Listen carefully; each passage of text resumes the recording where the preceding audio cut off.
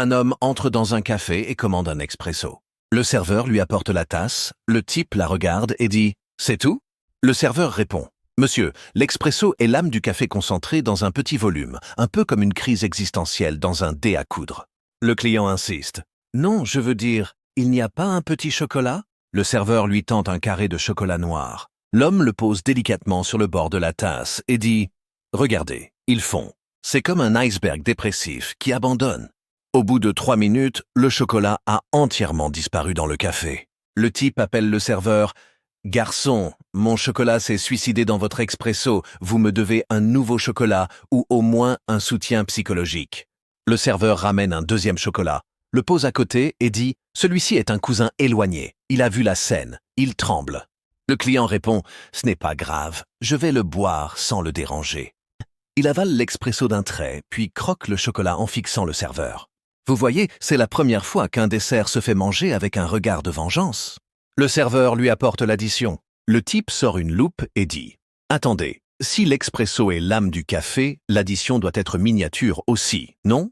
Je ne vois que le prix de la tasse. » Le serveur répond « C'est le prix du chocolat, le deuil est en supplément. » Un monsieur se rend dans une animalerie très chic pour acheter un perroquet. Le vendeur lui montre un spécimen magnifique. Celui-là parle 5 langues, connaît le code de la route et peut réciter du Victor Hugo si vous lui donnez une biscotte. Le client est impressionné. Il demande « Et celui-là, dans la cage à côté, tout ébouriffé ?» Le vendeur « Ah, lui, il ne parle pas.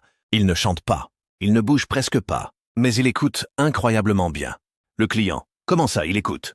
Le vendeur « Tenez, approchez-vous et dites-lui un secret. » Le client se penche, murmure « J'ai oublié mon code de carte bleue. » Le perroquet ébouriffé le regarde fixement, hoche la tête 3 fois, puis se gratte le crâne avec sa patte d'une manière étrangement compatissante. Le vendeur dit « Vous voyez, il ne vous juge pas.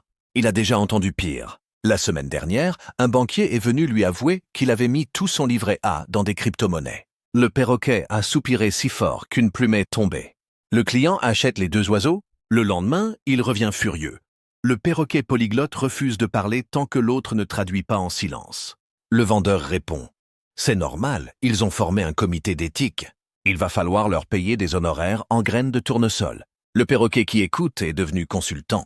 Il facture à l'heure, mais il ne travaille jamais le lundi parce qu'il rumine les confessions du dimanche. Un couple visite un appartement à louer. L'agent immobilier ouvre la porte d'une chambre minuscule et déclare « Voici la pièce multifonction. Chambre d'amis, bureau, salle de sport et salle de méditation. » La femme regarde l'espace, qui fait 2 mètres carrés avec un velu. « Comment ça, salle de sport ?» L'agent montre un tapis de yoga roulé dans un coin. Vous le déroulez, vous êtes sur le tapis, le mur d'en face est à 30 cm, donc vous faites des pompes contre le mur. L'homme dit « Et la méditation ?»